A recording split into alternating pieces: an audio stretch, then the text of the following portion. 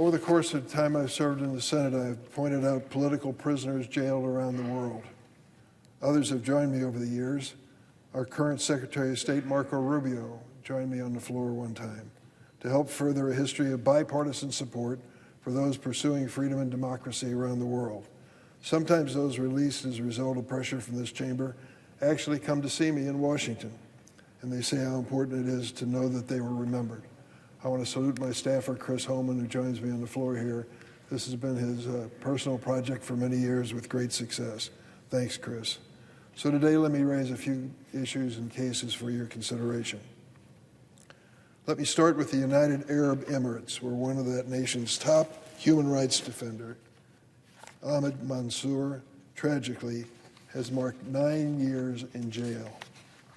He was arrested under the guise that his social media post advocating for human rights threatened social harmony. Despite the dismal conditions of his incarceration, Mr. Mansour has remained steadfast in his commitment to human rights, even conducting multiple hunger strikes to protest jail conditions. We have strong ties and many shared interests with UAE, but its continued involvement in this horrific Sudanese civil war and jailing of Mr. Mansour complicate the relationship. Adding to the strain is Emirati Ambassador Otaiba's persistent, bewildering refusal to engage on these issues. I appeal to him, UAE President, to finally release Mr. Mansour. Next, in Azerbaijan, Vice President Vance recently visited this country. In 2023, anti-corruption researcher and advocate Dr. Gubad Ibadoglu and his wife were forcibly dragged from their vehicle and severely beaten. His dubious arrest was a tragic result of writings about the rampant corruption stemming from Azerbaijan's oil and gas industry.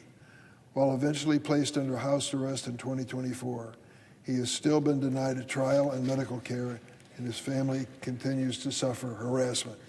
In fact, his son, Eamon, who desperately hopes to reunite with his father, is here today in the Senate gallery.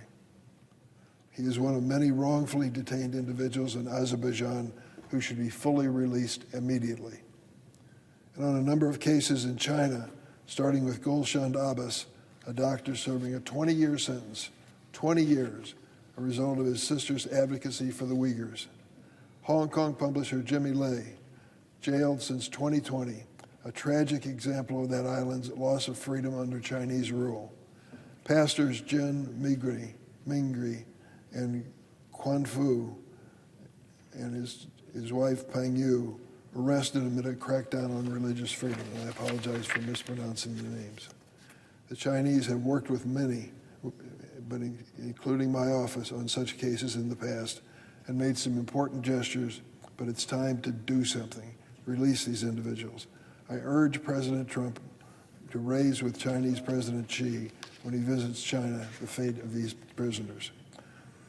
In Tunisia, last July, I came to the floor to call for the release of prominent Tunisian lawyer and political commentator Sonia Amini.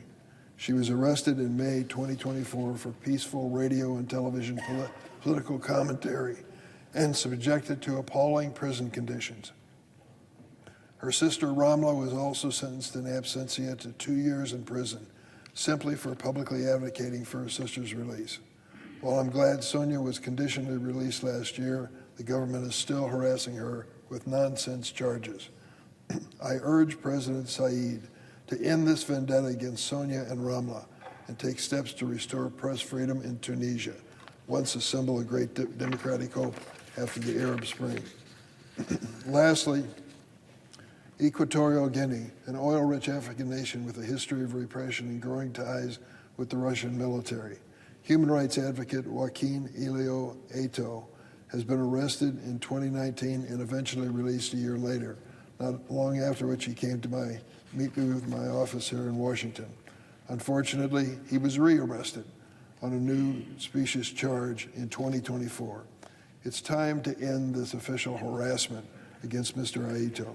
I urge President Nsonbuga to show the same compassion displayed in 2022 and release him without delay on humanitarian grounds. Mr. President, What we have here really matters, not just to these individuals and their families. My friends and jailed Russian dissident Vladimir Kara-Murza often reminded me that for political prisoners, the worst nightmare is the thought that people have forgotten them. So let me remind Ahmed, Gobad, Gulshan, Jimmy, Pastors Jen and Joe Pang, Sonia, Ramla, and Joaquin, you are not forgotten, and we will continue to speak out for your freedom. I yield the floor.